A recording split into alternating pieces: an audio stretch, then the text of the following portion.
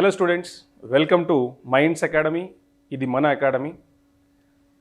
జనరల్గా ఎకానమీకి సంబంధించి కొన్ని కాన్సెప్ట్స్లో ఎస్పెషల్లీ నేషనల్ ఇన్కమ్ కావచ్చు, ఇన్ఫ్లేషన్ కావచ్చు, అగ్రికల్చర్లో కొన్ని ఏరియాస్ కావచ్చు, balance of payments, current account deficit or foreign trade topics కావచ్చు, డిమాండ్ అండ్ సప్లైకి సంబంధించిన కొన్ని ఈక్వేషన్స్ లైక్ కొన్ని కాన్సెప్ట్స్ కావచ్చు. ఇది ఎక్కువ మంది కొన్ని హిక్కప్స్ వచ్చే ఏరియాస్ అనమాట స్టూడెంట్స్లో.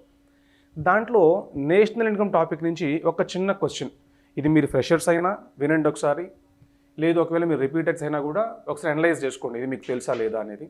ఆ క్వశ్చన్ ఏంటి అంటే, కాన్సెప్ట్ ఏంటి అంటే, interest on public debt is not the part of national income అని చెప్తున్నాం. Interest on public debt is not the part of national income అంటే మీనింగ్ ఏంటి అంటే, పబ్లిక్ డెప్ట్ అంటే సింపుల్గా ప్రభుత్వ రుణం, అంటే ప్రభుత్వం చేసిన అప్పు గవర్నమెంట్ ఏం పే చేస్తుంది అంటే, government in terms of wands రూపంలో గవర్నమెంట్ ఇష్యూ చేస్తుంది. ఆ బాండ్స్ ఇష్యూ చేసినప్పుడు, ఫర్ ఎగ్జాంపుల్ నేను గవర్నమెంటు, ఈ వీడియో చూస్తున్న పర్సన్ మీరు బాండ్ కొనుక్కున్న పర్సన్ అనుకుందాం. అంటే గవర్నమెంట్ నుంచి బాండ్ మీరు కొనుక్కున్నారు. ఆ బాండ్కి మీకు ఉల్టా ఏమిస్తాను, గవర్నమెంట్ ఏమిస్తుంది, ఎవ్రీ ఇయర్ మీకు ఇంట్రెస్ట్ పే చేస్తుంది. So that is interest on public డెప్ట్. అంటే ప్రభుత్వం తను చేసిన రుణం మీద, ప్రభుత్వం తను చేసిన అప్పు మీద ఎవ్రీ పీరియడ్కి ఏం పే చేస్తుంది అంటే వడ్డీ పే చేస్తుంది. అంటే ఈ వీడియో చూస్తున్న మీరు బాండ్స్ కొనుక్కున్నారు, మీకు గవర్నమెంట్ నుంచి వడ్డీ వస్తుంది.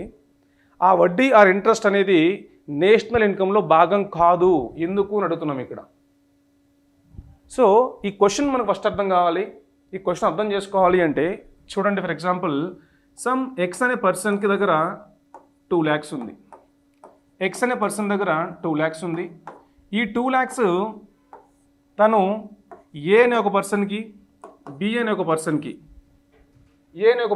బి అనే ఒక పర్సన్కి, ఇక్కడ ఫర్ ఎగ్జాంపుల్ ఏ గవర్నమెంట్ అనుకుందాం. అంటే గవర్నమెంట్ ఆఫ్ ఇండియా దగ్గర నుంచి బాండ్ కొనుక్కున్నాడు ఒక 1 lakh రూపాయ ఖర్చు పెట్టి. బి అనే పర్సన్కి 1 lakh రూపాయ అప్పు ఇచ్చాడు అనుకుందాం. టోటల్ 2 lakhs ఉంది. గవర్నమెంట్ దగ్గర నుంచి 1 lakh బాండ్ కొనుక్కున్నాడు. అలాగే బి అనే పర్సన్కి 1 lakh అప్పు ఇచ్చాడు. అంటే ఇక్కడ ఇద్దరికి అప్పు ఇచ్చాడు, ఒకటి గవర్నమెంట్కి అప్పు ఇచ్చాడు, అలాగే ఒక పర్సన్కి అప్పు ఇచ్చాడు అన్నట్టు. సో ఉల్టా అతనికి ఏమొస్తుంది, ఇంట్రెస్ట్ టైంకి రాకపోతే టెన్షన్ వస్తుంది, అంతేనా? సో జనరల్గా ఇక్కడ ఉల్టా ఏమొస్తుంది అంటే, బి నుంచి వడ్డీ వస్తుంది, అలాగే గవర్నమెంట్ ఆఫ్ ఇండియా నుంచి కూడా వడ్డీ వస్తుంది. మనము జనరల్గా ఫ్యాక్టర్ పేమెంట్స్ అని మాట్లాడుకుంటాం. ఇక్కడ మీరు చూస్తే ఏదైనా ఒక ప్రొడక్షన్ సంబంధించి, ఎయిదర్ గూడ్ ఆర్ సర్వీస్ యొక్క ప్రొడక్షన్కి సంబంధించి మనకి 4 ఫ్యాక్టర్స్ ఉంటాయి. ఏదైతే ప్రొడక్షన్కి యూజ్ అవుతాయో వాటిని ఫ్యాక్టర్స్ అంటాము. అవి యూజ్ అయినందుకు గాను, వాటిని యూజ్ చేసుకున్నందుకు గాను వాటికి మనం పే చేసేదాన్ని ఫ్యాక్టర్ పేమెంట్ అని చెప్తాం. 4 ఫ్యాక్టర్స్ ఆఫ్ ప్రొడక్షన్, ఇవి మొత్తం 4 ఏంటవి అందరికీ తెలిసివి: land, labour, capital and entrepreneurship. ఇవి ఫ్యాక్టర్స్. ఈ ఫ్యాక్టర్స్ ప్రొడక్షన్ ప్రాసెస్లో పార్టిసిపేట్ చేసినందుకు గాను వీటికి ఉల్టా ఏమొస్తుంది అంటే ఫ్యాక్టర్ పేమెంట్ వస్తుంది. ఈ ఫ్యాక్టర్ పేమెంట్ ఏంటి, ఒకవేళ ల్యాండ్ అయితే లీజ్ అమౌంట్ రావాలి, ఒకవేళ ఇయర్లీ కానీ సర్టెన్ లాంగ్ టర్మ్ అయితే, లేదు ఎవ్రీ మంత్ పే చేస్తే దానికి ఏమొస్తుంది అంటే ఆ ల్యాండ్ ఓనర్కి రెంట్ వస్తుంది. ఇన్ కేస్ అతను ఒక లేబర్గా, ఎంప్లాయీగా పనిచేస్తే తను పర్ డే తీసుకుంటే వేజెస్ కింద తీసుకుంటాడు, లేదు ఎవ్రీ మంత్ లాగా తీసుకుంటే తను శాలరీ తీసుకుంటాడు. So labour is a factor, labour payment is either wage or salary. తర్వాత ఒకవేళ క్యాపిటల్ అంటే ఏంటి అంటే, సమ్ ఎక్స్ అనే పర్సన్కి ఇప్పుడు మనం చెప్పాం కదా వడ్డీకి ఇచ్చాడు అని చెప్పి. సో ఆ ఎక్స్ అనే పర్సన్ దగ్గర 2 lakhs అమౌంట్ ఉంది, అతని దగ్గర క్యాపిటల్ ఉంది. ఎవరికైతే క్యాపిటల్ అవసరమో వాళ్ళ క్యాపిటల్ ఇచ్చి తను ఉల్టా ఏం తీసుకుంటున్నాడు, ఇంట్రెస్ట్ అమౌంట్ తీసుకుంటున్నాడు. సో క్యాపిటల్ అనేది ఫ్యాక్టర్ అయితే ఇంట్రెస్ట్ అనేది ఫ్యాక్టర్ పేమెంట్. అలానే ఏదైనా ఒక ఫర్మ్ యొక్క ఓనర్ ఎవరైతే ఉన్నారో ఆ ఫర్మ్ యొక్క ఓనర్, సో తను వర్క్ చేస్తున్నాడు కాబట్టి, ఒక ఇండస్ట్రీ రన్ చేస్తున్నాడు కాబట్టి తను ఒక ఫ్యాక్టర్ అనుకుంటే, తనకు అల్టిమేట్గా ఏం ఎక్స్పెక్ట్ చేస్తాడు అంటే ప్రాఫిట్ ఎక్స్పెక్ట్ చేస్తాడు. సో ఎంటర్ప్రెన్యూర్షిప్ అనేది ఫ్యాక్టర్ అనుకుంటే ప్రాఫిట్ అనేది ఫ్యాక్టర్ పేమెంట్. ఇదంతా తెలిసిన కాన్సెప్ట్స్ అనుకుంటున్నా. సో జనరల్గా 4 ఫ్యాక్టర్స్ ఉన్నాయి, 4 ఫ్యాక్టర్ పేమెంట్స్ ఉన్నాయి. ఇక్కడ మీకు అర్థం కావాల్సిన విషయం ఏంటి అంటే, థర్డ్ వన్ ఏదైతే ఉందో క్యాపిటల్, దానికి వచ్చే ఇంట్రెస్ట్ ఏదైతే ఉందో, ఇక్కడ ఇంట్రెస్ట్ అనేది ఫ్యాక్టర్ పేమెంట్. ఇంట్రెస్ట్ అనేది ఫ్యాక్టర్ పేమెంట్ మనం నేర్చుకుంటాం నేషనల్ ఇన్కంలో. National income is nothing but the factor income. So total all factors యొక్క ఇన్కమ్ని మనం క్యాలిక్యులేట్ చేస్తే కంట్రీలో వచ్చే ఇన్కమ్ని మనం నేషనల్ ఇన్కమ్ అంటున్నాం. అంటే ఏంటి? లీజ్ ఆర్ రెంట్ రూపంలో వచ్చిన అమౌంట్, అలాగే వేజ్ ఆర్ శాలరీ రూపంలో వచ్చిన అమౌంట్, అలాగే ఇంట్రెస్ట్ రూపంలో వచ్చిన అమౌంట్, అలాగే ప్రాఫిట్ రూపంలో వచ్చిన అమౌంట్ మొత్తం కలిపితే కంట్రీలో ఉన్న అందరూ ఏదో ఒక రకంగా పనిచేయాల్సిందే. అంటే ఇద్దరు బిజినెస్ రన్ చేయాల్సిందే, వాళ్ళ దగ్గర డబ్బులు ఉంటే వడ్డీకి ఇవ్వాల్సిందే, వాళ్ళ దగ్గర ల్యాండ్ ఉంటే లీజ్కి ఇవ్వాల్సిందే, లేదా స్వయంగా వాళ్ళే ఎంప్లాయీగా పనిచేయాల్సిందే. ఈ విధంగా చేస్తే ఇన్కమ్ జనరేట్ అవుతుంది. ఈ విధంగా అందరి యొక్క ఇన్కమ్స్ని యాడ్ చేసుకుని నేషనల్ ఇన్కమ్ నేర్చుకుంటున్నాం మన కాన్సెప్ట్లో. ఇక్కడ ఇంట్రెస్ట్ టాపిక్ ఏదైతే ఉంటుందో, ఇంట్రెస్ట్ అనేది ఫ్యాక్టర్ పేమెంట్. తన దగ్గర క్యాపిటల్ ఉంది, వడ్డీకి ఇచ్చాడు, ఉల్టా ఇంట్రెస్ట్ వచ్చింది, అది ఒక ఫ్యాక్టర్ పేమెంట్. అంటే ఏంటి మీనింగ్? ఇంట్రెస్ట్ అనేది ఒక factor payment or factor income. That's why this is the part of national income అని నేర్చుకుంటున్నాం మనం, అంతే కదా. కానీ ఇక్కడ ఏమని చెప్తున్నాం జనరల్గా? అక్కడ మనం interest is the part of national income, కానీ ఇక్కడ ఏం చెప్తున్నాము?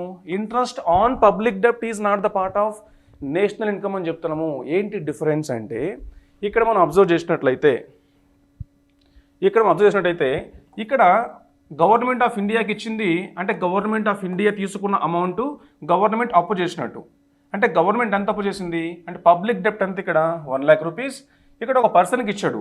దట్ మే బి తను సమ్ ఏబీసీ అనే ఒక కంపెనీని ఎస్టాబ్లిష్ చేసి అనుకుందాం. బి అనే పర్సన్ ఏబీసీ అనే ఒక కంపెనీని ఎస్టాబ్లిష్ చేశాడు. దేన్ని యూజ్ చేసుకొని? ఈ 1 lakh యూజ్ చేసుకొని. ఇది క్లియర్. ఈ పర్సన్ 1 lakhకి వడ్డీ పే చేస్తున్నాడు, గవర్నమెంట్ కూడా చేసినప్పటికీ ఏం పే చేస్తుంది? వడ్డీ పే చేస్తుంది. ఇది సింపుల్. ఇక్కడ మనం అర్థం చేసుకోవాల్సిన విషయం ఏంటి అంటే, ఏబీసీ అనే కంపెనీ ఆ 1 lakh యూజ్ చేసుకుని ఏం ప్రొడ్యూస్ చేస్తుంది? Either good or service produce చేస్తుంది. అంటే ఇక్కడ ఈ పర్సన్ దగ్గర ఉన్న క్యాపిటల్ అమౌంట్ ఏదైతే ఉందో ఆ క్యాపిటల్ని బి అనే పర్సన్కి వడ్డీకి ఇవ్వడం వల్ల ఈ బి అనే పర్సన్ ఆ క్యాపిటల్ని యూజ్ చేసుకొని ఏం ప్రొడ్యూస్ చేస్తున్నాడు? ఎకానమీలో ఎయిదర్ గూడ్ ఆర్ సర్వీస్ని ప్రొడ్యూస్ చేస్తున్నాడు. So he is working as a factor to produce good or service. Thereby ఇక్కడ ఏదైతే జనరేట్ అవుతుందో వడ్డీ అనేది దాన్ని ఏమంటాము అంటే ఫ్యాక్టర్ ఇన్కమ్ అని చెప్తాం ఇక్కడ ఉన్న వడ్డీని. కాబట్టి ఇక్కడ ఏదైతే బి ఎక్స్కి పే చేస్తున్నాడో ఆ వడ్డీ జనరల్గా దేంట్లో భాగంగా ఉంటుంది? నేషనల్ ఇన్కంలో భాగంగా ఉంటుంది. కానీ గవర్నమెంట్ ఆఫ్ ఇండియా ఏదైతే ఉందో ఈ గవర్నమెంట్ ఆఫ్ ఇండియా తీసుకున్న 1 lakh ఏదైతే ఉందో ఇక్కడ 1 lakh ఏం ప్రొడ్యూస్ అయినాయి? Goods or services. Government of India తీసుకున్న అమౌంట్ ఏదైతే ఉందో ఆ అమౌంట్ దేనికి యూజ్ అవుతుంది అంటే, జనరల్గా ఇండియాలో నేషనల్ ఇన్కమ్ని కంప్యూట్ చేసేది ఎవరు అంటే నేషనల్ స్టాటిస్టికల్ ఆఫీస్, ఎన్ఎస్ఓ అని చెప్తాం. ఎన్ఎస్ఓ చెప్పింది ఏంటి అంటే, గవర్నమెంట్ ఏదైతే అప్పు చేస్తుందో ఇక్కడ 1 lakh అనుకున్నాం, what ever is the amount. So government ఏదైతే అప్పు చేస్తుందో పబ్లిక్ డెప్ట్ ఏదైతే ఉందో దాంట్లో మెజారిటీ పోర్షన్ని దేనికి యూజ్ చేస్తుంది అంటే బయట దేశాల నుంచి తెచ్చిన అప్పులకు సంబంధించి వడ్డీలు పే చేయడానికి, లేదు అంటే మనం నిరుద్యోగ భృతి కానీ పెన్షన్స్ కానీ ఇలాంటి వెల్ఫేర్ స్కీమ్స్ని సో ఫుల్ఫిల్ చేయడం కోసంగా యూజ్ చేస్తుంది అంట. అంటే బయట దేశాలకు వడ్డీ కట్టినా ఏం ప్రొడ్యూస్ కావట్లేదు? No good or service. Second ఏంటి? వెల్ఫేర్ స్కీమ్స్, పెన్షన్ అమౌంట్ కానీ నిరుద్యోగ భృతి లాంటివి పే చేసినా కూడా ఏం ప్రొడ్యూస్ కావట్లేదు ఇక్కడ. అగైన్ గూడ్ ఆర్ సర్వీస్ ప్రొడ్యూస్ కావట్లేదు. అంటే ఇక్కడ ఏదైతే 1 lakh గవర్నమెంట్ అప్పు తీసుకుందో ఆ 1 lakhకి ఉల్టా ఏం ప్రొడ్యూస్ కావట్లేదు ఎకానమీలో, ఎలాంటి ఎకనామిక్ యాక్టివిటీ జరగట్లేదు. అంటే ఎలాంటి గూడ్ ఆర్ సర్వీస్ ప్రొడ్యూస్ కావట్లేదు. అంటే ఇక్కడ నుంచి జనరేట్ అయిన వడ్డీ ఏదైతే ఉందో ఎక్స్కి ఆ వడ్డీ అనేది ఫ్యాక్టర్ పేమెంట్ కాదు. అర్థమవుతుందా? అందుకని ఈ వడ్డీ ఏదైతే గవర్నమెంట్ పే చేస్తుందో ఎక్స్ అనే పర్సన్కి ఆ వడ్డీని ఫ్యాక్టర్ పేమెంట్గా తీసుకోము. ఎందుకు? అక్కడేం ప్రొడ్యూస్ కాలేదు. ఇక్కడ ఏదైనా ప్రొడ్యూస్ అయింది కాబట్టి వచ్చిన ఇన్కమ్ ఫ్యాక్టర్ పేమెంట్ అంటున్నాం. ఇక్కడ ఏం ప్రొడక్షన్ జరగట్లేదు కాబట్టి ఇక్కడ వచ్చిన అమౌంట్ని ఫ్యాక్టర్ పేమెంట్ అని చెప్పము. అందువల్ల గవర్నమెంట్ ఏదైతే బాండ్స్ రూపంలో ఇష్యూ చేసి అప్పు చేస్తుందో, ఎవరైతే ఆ బాండ్స్ మీద ఇన్వెస్ట్ చేసి వడ్డీ తీసుకుంటారో ఆ వడ్డీ అనేది ఆ పర్సన్ యొక్క పర్సనల్ ఇన్కమ్ కింద తీసుకుంటాం, కానీ జాతీయ ఆదాయంలో భాగంగా తీసుకోము. నా యొక్క పర్సనల్ ఇన్కమ్ ఆర్ నా యొక్క ప్రైవేట్ ఇన్కమ్లో భాగం అది, కానీ దేంట్లో భాగం కాదు, జాతీయ ఆదాయంలో భాగం కాదు. ఇది క్లియర్?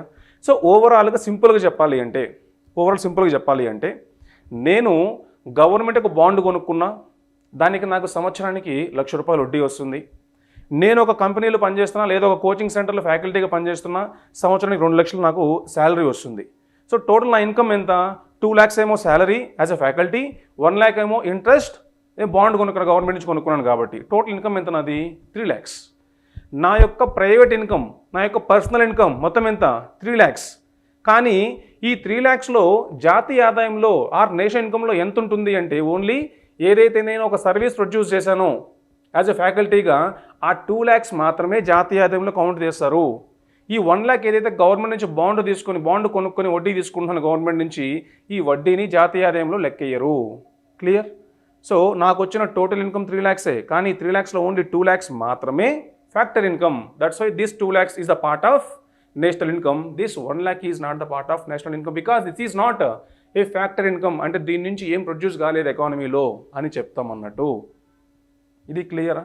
సో చాలా చాలా ఇంపార్టెంట్ పాయింట్ ఏంటి అంటే ఇంట్రెస్ట్ అనేది 2 రకాలు. ఆ ఇంట్రెస్ట్ అనేది ఏదైనా ప్రొడక్షన్ జరిగితే వచ్చిందా లేదా జరగకుండా వచ్చిందా?